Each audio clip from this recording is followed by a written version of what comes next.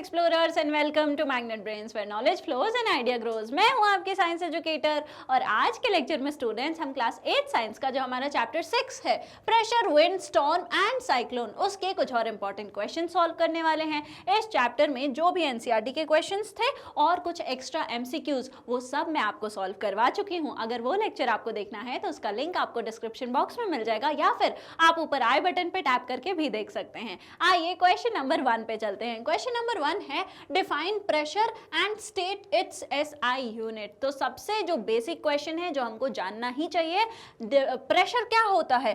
Force per unit area. जितना force किसी area पर एक्ट कर रहा है एक यूनिट एरिया पे, उसको हम क्या कहते हैं? उसको हम प्रेशर कहते हैं। और इसकी एसआई यूनिट क्या है? पास्कल है, ठीक है। और इसको कैसे लिखते हैं? कैपिटल पी और स्मॉल ए से। न्यूटन पर मीटर स्क्वायर अगर कहीं लिखा हुआ आ रहा है तो ये भी हमको समझना है कि किस बारे में बात हो रही है? प्रेशर के बारे में बात हो रही है, ठीक है। आ गई बात समझ में? आइए नेक्स्ट क्वेश्चन पे चलते हैं। नेक्स्ट क्वेश्चन है why is it easier to cut vegetables with a sharp knife. आप अगर शार्प नाइफ से किसी वेजिटेबल को कट कर रहे हैं तो वो आसानी से कट हो जाती है। ऐसा क्यों होता है? शार्प नाइफ की जो ब्लेड होती है उसका सरफेस एरिया कम होता है, तो pressure equals to force per unit area. अब आपके पास दो नाइफ है, एक जो है बहुत शार्प है, एक बिल्कुल ब्लंट है, तो उसमें क्या है? आप इक्वल फोर्स लगा रहे हैं। फोर्स हमने क्या कर दिया? इक्वल कर दिया, लेकिन एक से जल्दी कट जाएगा, दूसरे से जो है बहुत मेहनत करनी पड़ेगी काटने में। तो ऐसा क्यों हो रहा है? क्योंकि एरिया जो है हमारी शार्प नाइफ की ब्लेड का वो बहुत कम है। तो जब एरिया कम है तो प्रेशर जो है ज़्यादा लगेगा, और ज़्यादा प्रेशर से तो हमारा जो है एप्पल या फिर जो भी आप काटना चाह रहे हैं वो तो सब्जी आराम से जो है कट जाएगी, है ना। तो इसलिए जो है हम क्या करते हैं? ब्लेड को शार्प बनाते हैं ताकि एरिया कम हो, प्रेशर जो है ज़्यादा लगे।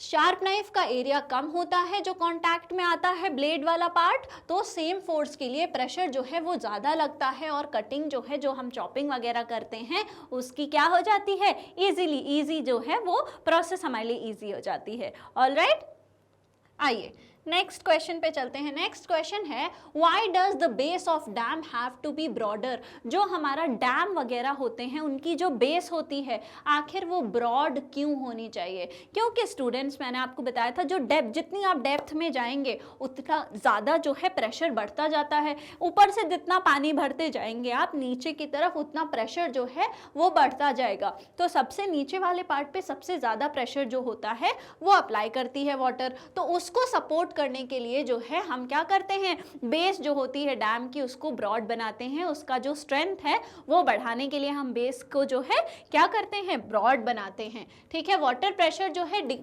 मतलब इंक्रीज होता है, बढ़ता जाता है डेप्थ के साथ। वाइडर बेस अगर होगा तो वो स्ट्रॉन्ग जो है स्ट्रेंथ जो है वो प्रोवाइड करेगा, तो ग्रेटर प्रेशर को जो हमारा डैम है वो झेल पाएगा, ठीक है। आइए नेक्स्ट क्वेश्चन पे चलते हैं। नेक्स्ट क्वेश्चन है what is atmospheric pressure. Atmospheric pressure आखिर क्या होता है? तो जो हमारे आसपास जो एयर है, जो एटमॉस्फेयर में एयर प्रेजेंट है, जो प्रेशर वो लगाती है हर चीज पे, उसी को हम जो है एटमॉस्फेरिक प्रेशर कहते हैं, ठीक है। तो pressure exerted by air column above the earth surface पर यूनिट एरिया, इसी को हम क्या कहते हैं? एटमॉस्फेरिक प्रेशर कहते हैं। जो हमारी एयर है, मान लीजिए एक यूनिट एरिया हमने मान लिया, उस यूनिट एरिया में एयर जितना प्रेशर लगा रही है उसी को हम क्या कहते हैं? उसी को हम एटमॉस्फेरिक प्रेशर कहते हैं। ऑलराइट, आइए नेक्स्ट क्वेश्चन पे चलते हैं। नेक्स्ट क्वेश्चन है how does a rubber sucker stick to a smooth surface. एक रबर सकर जो है वो किसी स्मूथ सरफेस से आखिर कैसे चिपक जाता है? तो स्टूडेंट्स, हमने जो है रबर सकर लिया, मान लीजिए उसको एक स्मूथ सरफेस पे क्या किया? जब हमने प्रेस किया तो उसके अंदर की सारी एयर कहाँ चली गई? वो बाहर चली गई। उसके अंदर का जो प्रेशर था वो कैसा हो गया? बहुत कम हो गया, बिल्कुल उसके अंदर एयर नहीं बची, तो प्रेशर जो है वो खत्म हो गया। बाहर जो है वेराज हमारा एटमॉस्फेयर एयर तो प्रेजेंट है, वो जो है प्रेशर लगाता है और इसकी वजह से जो है वो हमारा जो रबर सकर है वो स्टिक हो जाता है स्मूथ सरफेस से, ठीक है। क्योंकि अब एयर को एंटर करने की जगह ही नहीं है उस सकर के अंदर, ठीक है। तो जब हम प्रेस करते हैं उससे एयर जो है सकर के अंदर की वो बाहर आ जाती है लो प्रेशर अंदर क्रिएट हो जाता है और बाहर का जो आउटसाइड एटमॉस्फेरिक प्रेशर जो होता है हायर होता है, जो कि क्या करता है, हायर प्रेशर की वजह से वो उसको बिल्कुल चिपकाए रहता है, उसको प्रेस किए रहता है उस सरफेस के ऊपर। ठीक है, आइए नेक्स्ट क्वेश्चन है, why does a balloon inflate when air is blown into it. एक बलून जो है आखिर वो क्यों इन्फ्लेट हो जाता है, फूल जाता है जब हम उसमें जो है फूंक मारते हैं। क्योंकि जब हम बलून में फूंक मारते हैं तो जो एयर उसमें एंटर कर रही है वो उस बलून की वॉल पे सारी डायरेक्शंस में जो है क्या लगाती है, प्रेशर लगाती है, और उस प्रेशर की वजह से जो हमारा बलून है वो क्या होता है, वो फूल जाता है। ठीक है, तो उस एयर जो है वो क्या करती है, प्रेशर एक्सर्ट करती है सारे डायरेक्शन में इक्वली बलून की वॉल्स पे, इसलिए वो बलून जो है इन्फ्लेट हो जाता है। ठीक है, तो बताइए आपकी विंड्स जो है वो कैसे ब्लो करती हैं, हवा जो है वो कैसे बहती है। हायर कॉन्सेंट्रेशन, हायर जो एयर प्रेशर वाली जगह है उस रीजन से जो लोअर प्रेशर वाली रीजन है वहाँ पर आती है एयर, तो वो विंड जो है वो ब्लो करती हुई आती है। और जितना ज़्यादा डिफरेंस होगा इस एटमॉस्फेयर, इस जो एयर का प्रेशर है, जितना ज़्यादा डिफरेंस होगा हायर और लोअर वाले रीजन में, उतनी ज़्यादा जो है विंड की स्पीड होगी। ठीक है, तो विंड्स कैसे ब्लो करती हैं, अनइवन हीटिंग की वजह से अर्थ जो है वो क्या कॉज करती है, प्रेशर डिफरेंस कॉज करती है। आप जो है क्या करें, अगर मान लीजिए कहीं पे सनलाइट पड़ रही है लैंड पे, तो वहाँ पे क्या होगा, वहाँ पे जो है एयर जो होगा वहाँ का वो क्या होगा, गर्म होगा, वो ऊपर उठ जाएगा। वहाँ पे कैसा एरिया अब आ गया, लो प्रेशर वाला। आसपास जहाँ पर हीटिंग नहीं हुई है वहाँ पर कैसा एरिया है, वहाँ पे अभी जो है कम हीटिंग है, तो वहाँ पे जो एयर है उसका प्रेशर जो है वो इस रीजन के कंपैरिजन में हाई है, तो वो एक हाई प्रेशर रीजन से कहाँ को आई, उस लो प्रेशर रीजन पे आई। तो ये ऐसे होगा, फिर वो इधर जब आएगी गर्म जगह पे तो वो एयर भी गर्म होके ऊपर उठ जाएगी, फिर और उसकी जगह पे ठंडी हवा आएगी। तो ये सर्कुलेशन की वजह से जो है इस हाई प्रेशर एरिया और लो प्रेशर एरिया के प्रेशर डिफरेंस की वजह से जो है विंड ब्लो करती है। ठीक है, नेक्स्ट क्वेश्चन पे चले।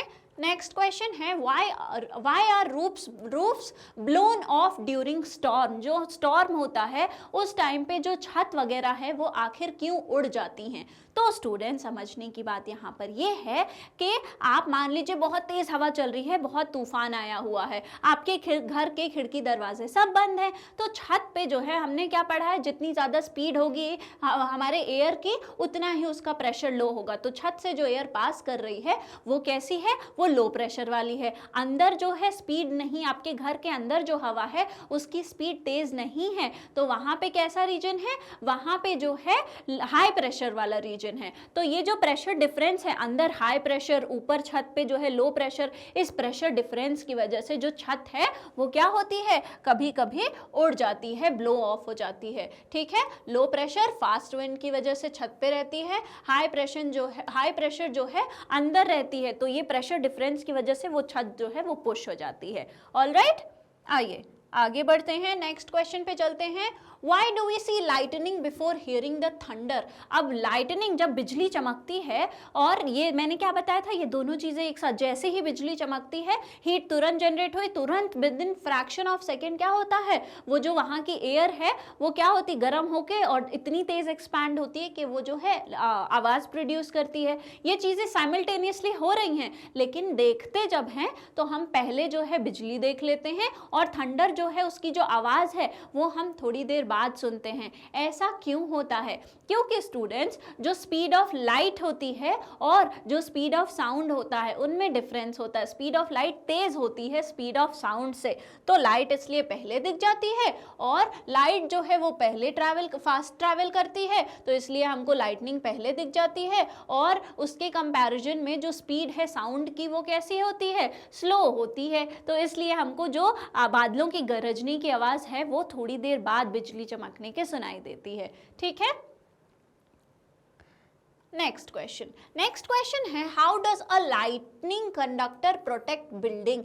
मैंने क्या बताया था कि आप क्या लगवाते हैं, लोग जो है लाइटनिंग कंडक्टर लगवा लेते हैं बड़ी बड़ी बिल्डिंग्स के पास। क्यों? वो कैसी होती है, ऊपर एक पॉइंटेड रीजन होता है जो कि उस जो बिल्डिंग है उसके सबसे टॉप मोस्ट पार्ट से भी ऊपर को रहता है, और वो पूरा कंटिन्यू होके कहाँ तक आता है, नीचे ज़मीन तक आता है, ज़मीन के अंदर चला जाता है। तो क्या हो रहा है यहाँ पर कि जब चार्ज वहाँ से डिस्चार्ज हो रहा है, जो क्लाउड्स वगैरह का चार्ज है, जब वो डिस्चार्ज हो रहा है तो किधर को आ रही है, वो जो हमारा लाइटनिंग कंडक्टर हमने लगाया वो चार्जेस उसके थ्रू जो है सीधा ग्राउंड में चले जाते हैं, सीधा उनकी अर्थिंग हो जाती है, और वो जो चार्ज है वो किसी चीज को डैमेज नहीं कर पाते हैं।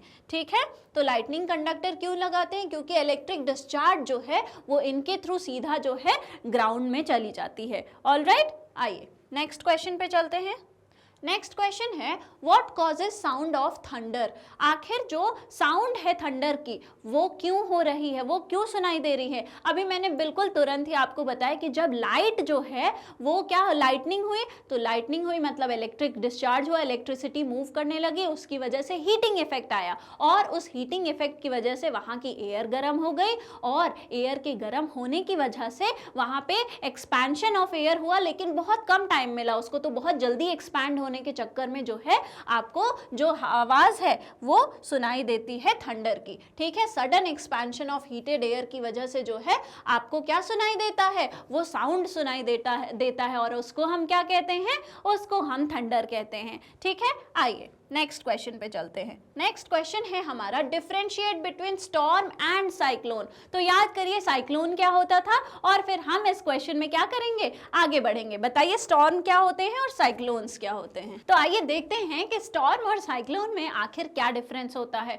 तो जो साइक्लोन होती है वो एक बड़ा रोटेटिंग सिस्टम होती है, उसमें हैवी रेनफॉल, बीच में जो है लो प्रेशर एरिया, साथ में जो है हैवी विंड्स जो है वो सब होती है। और स्टॉर्म जो है वो इतनी ज़्यादा जो है मैग्नीट्यूड का नहीं होता है। स्टॉर्म जो है वो शॉर्ट टर्म डिस्टर्बेंस होती है जिसमें स्ट्रॉन्ग विंड और रेन होती है। स्टॉर्म किस किस चीज़ से बना होता है, तेज़ हवा और बारिश से। वेयर आज जो साइक्लोन होती है वो लार्ज रोटेटिंग सिस्टम होता है जिसमें बीच में बहुत लो प्रेशर होता है, और बाहर की तरफ क्या होता है, हाई प्रेशर विंड्स जो है वो फ्लो करती हैं, वो उसमें विंड्स होती हैं, हैवी रेन, ये सारी चीज़ें जो है देखने को मिलती हैं। ये जो साइक्लोन होती है ज़्यादा डिस्ट्रक्टिव नेचर का होता है। ठीक है, आ गई बात समझ में, आइए नेक्स्ट क्वेश्चन पे चलते हैं। नेक्स्ट क्वेश्चन है what is eye of a cyclone. Eye क्या होती है साइक्लोन की, तो जो सेंटर में लो प्रेशर एरिया क्रिएट होता है, जहाँ पे काम रीजन जो होता है साइक्लोन का, उसको हम क्या कहते हैं, उसको हम आई ऑफ द साइक्लोन कहते हैं। तो जो काम सेंट्रल रीजन है जहाँ पे प्रेशर लो रहता है और उसके आसपास क्या होती है, वॉयलेंट विंड, बहुत जो है तेज हवा रहती है जिसका प्रेशर जो है हाई रहता है इसके कंपैरिजन में, वो उसको हम क्या कहते हैं, उसको हम जो है आई ऑफ, उस एरिया को जो बीच वाला एरिया है उसको हम आई ऑफ साइक्लोन कहते हैं। ठीक है, अब नेक्स्ट क्वेश्चन पे चलते हैं। Explain with examples how pressure in liquids depends on depth. आपको समझाना है कि प्रेशर जो है लिक्विड का आखिर वो डेप्थ पे कितनी ज़्यादा जो है हाइट बढ़ती जाए, जो एयर कॉलम की हाइट बढ़ती जाए वो जो है प्रेशर उसके साथ क्या जो है आता है, उसके साथ प्रेशर में क्या डिफरेंस आता है। साथ ही साथ आपको डेप्थ को भी समझिए कि अगर मैं बात करूं कि जो हमारी हाइट है वो बढ़ रही है या फिर पानी की गहराई बढ़ रही है, दोनों एक ही बात है। मैं ऊपर से देखूं तो पानी की गहराई है, सामने से देखूं तो ये बॉटल है, क्योंकि मैं इसको देख पा रही हूँ, उसकी डेप्थ और जो है ऊपर का सतह दोनों देख पा रही हूँ, तो मुझे height of the water column भी दिख रहा है। तो एक ही बात है, बात यह है कि डेप्थ बढ़ने से क्या होता है, क्या चेंज आता है प्रेशर में, आइए जानते हैं। तो हम क्या करेंगे, हम एक जो है एग्जाम्पल लेंगे। In a liquid molecules at lower depth, पहले चलिए इसको एक्सप्लेनेशन से पहले मैं एक बार ये सिचुएशन समझा देती हूँ, ये आपकी बुक का ही डायग्राम है। हमने एक बॉटल ली, उसमें पानी भर दिया, उसमें कैप नहीं लगाई है, ठीक है, और उस बॉटल में नीचे जो है 3 होल्स थे, हमने मल्टीपल होल्स बिल्कुल सेम लेवल पे कर दिए हैं, ठीक है। तो अब आप देखेंगे कि जब इसमें पानी भरा हमने तो ये बिल्कुल जो है फाउंटेन की तरह पानी जो है बाहर आने लगा। हमने बहुत नीचे ये होल्स बनाए थे, अब यही होल अगर आप जो है यहाँ पर बना देंगे तो क्या होगा, तो भी बाहर पानी तो आएगा, लेकिन इसमें क्या होगा कि जो पानी का फ्लो है, जो उसकी स्ट्रेंथ है, वो थोड़ी जो है कंपैरेटिवली कम रहेगी। इसका मतलब क्या है कि जितना ज़्यादा प्रेशर, जितना ज़्यादा हम नीचे जा रहे हैं उतना ज़्यादा प्रेशर जो है वो बढ़ रहा है। तो इन अ लिक्विड जो मॉलिक्यूल नीचे हैं, जो बिल्कुल नीचे हैं, उनके ऊपर जितनी भी लेयर्स हैं उनका पूरा जो है भार इनके ही ऊपर रहता है, तो प्रेशर जो है नीचे जाते जाते इंक्रीज होता है।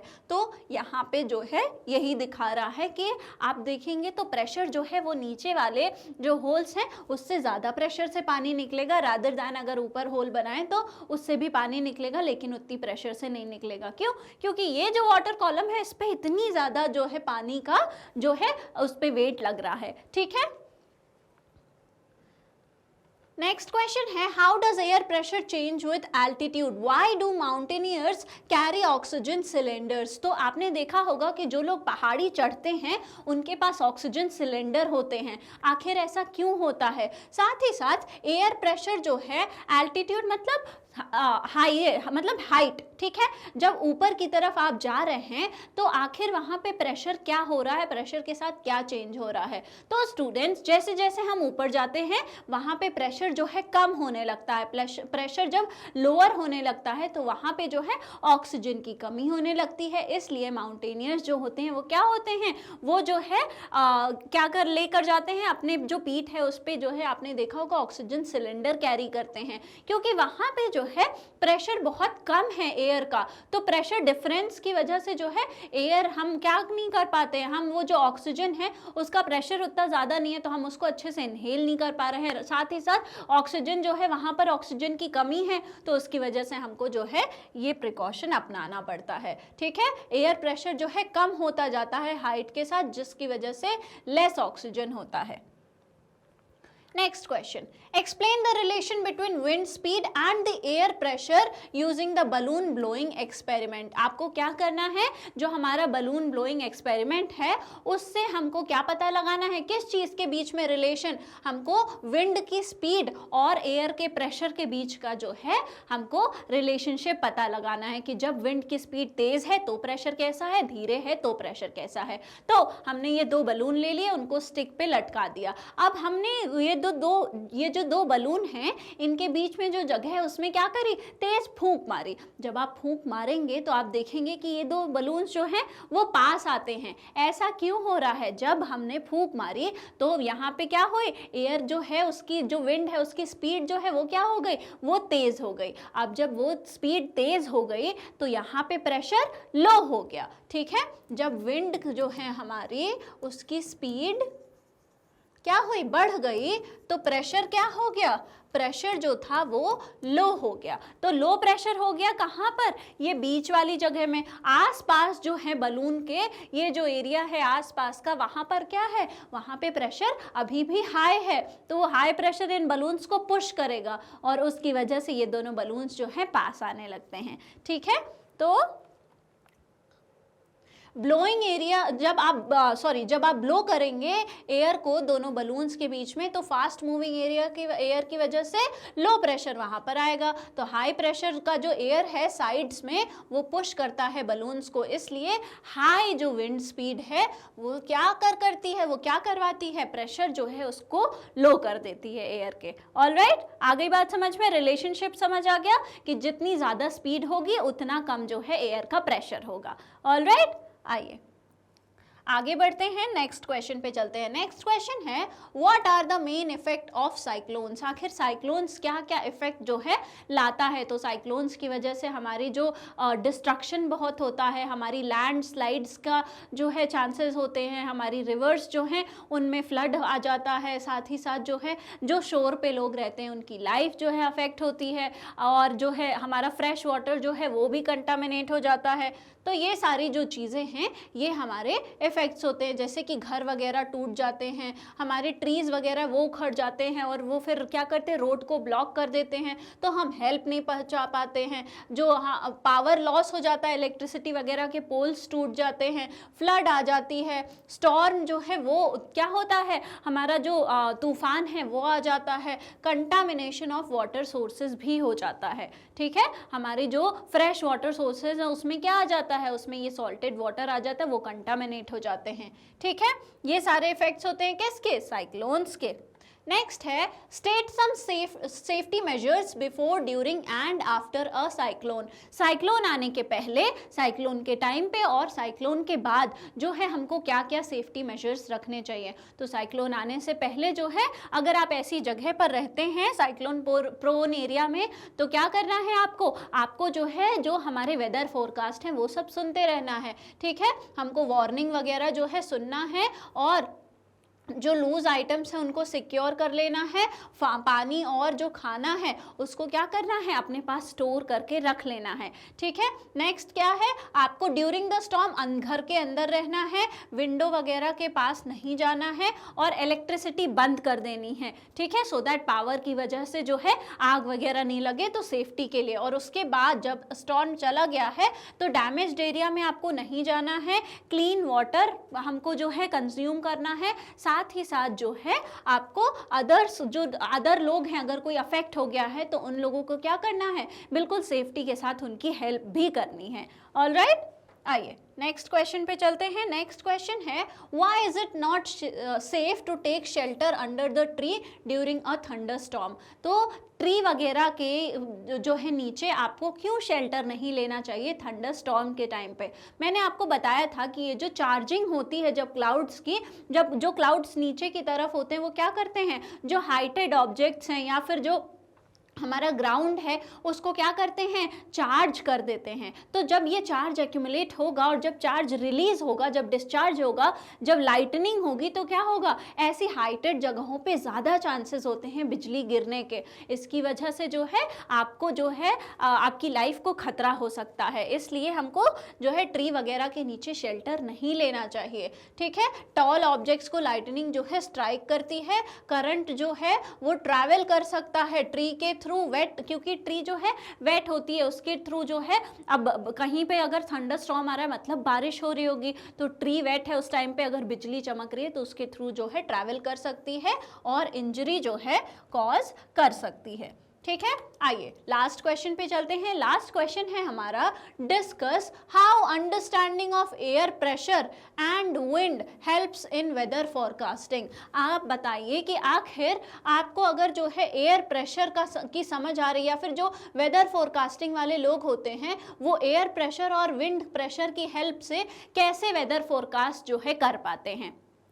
तो स्टूडेंट्स, हमको पता है कि जो लो प्रेशर जोन क्रिएट हो रहा है वहाँ पे जो है विंड मूव करके आ रही है, तो विंड के मूवमेंट की जो डायरेक्शन है उससे जो है पता लगाते हैं। जो हमारे मीटियोरोलॉजिस्ट होते हैं वो क्या स्टडी करते हैं, एयर प्रेशर के पैटर्न को, उसके मूवमेंट को, किधर को एयर मूव हो रही है उसके मूवमेंट को, स्टॉर्म किधर मूव हो रहे हैं, साइक्लोन्स किधर मूव हो रहे हैं, उनके मूवमेंट से जो है क्या करते हैं, प्रेशर मैप वगैरह बनाते हैं, जो कि हेल्प करते हैं हमको पता लगाने में कि आखिर जो है कब जो है हमारे साइक्लोन वगैरह आने वाले हैं, स्टॉर्म आने वाले हैं, और फिर उसके आने से पहले ही ये लोग वार्निंग इशू कर देते हैं ताकि सबको पता लग जाए और सब लोग क्या करें, सब लोग जो है अपनी जो सेफ्टी मेजर्स हैं उसको अपनाएं, अपनी जो है लाइफ को सेफ रख पाएं। ऑलराइट, आ गई बात समझ में। तो ये हमने जो है सारे के सारे क्वेश्चंस को अब हमने प्रैक्टिस कर लिया है। अगर आपको हमारे और भी लेक्चर्स के वीडियोस देखने हैं तो वो बिल्कुल फ्री में अवेलेबल हैं हमारे मैग्नेट ब्रेन्स के यूट्यूब चैनल, हमारी मोबाइल एप्लीकेशन और हमारी वेबसाइट पे। साथ ही साथ ई नोट्स और ई बुक्स का लिंक आपको डिस्क्रिप्शन बॉक्स में मिल जाएगा, और हमारे जो अदर टॉप कोर्सेज हैं जो कि इंग्लिश और हिंदी दोनों ही मीडियम में अवेलेबल हैं वो भी हाई क्वालिटी में हैं। तो इस लेक्चर को ज़्यादा से ज़्यादा शेयर करिए, लाइक करिए, हमारे चैनल को सब्सक्राइब करिए, पढ़ते लिखते रहिए, हंसते मुस्कुराते रहिए। Thank you very much.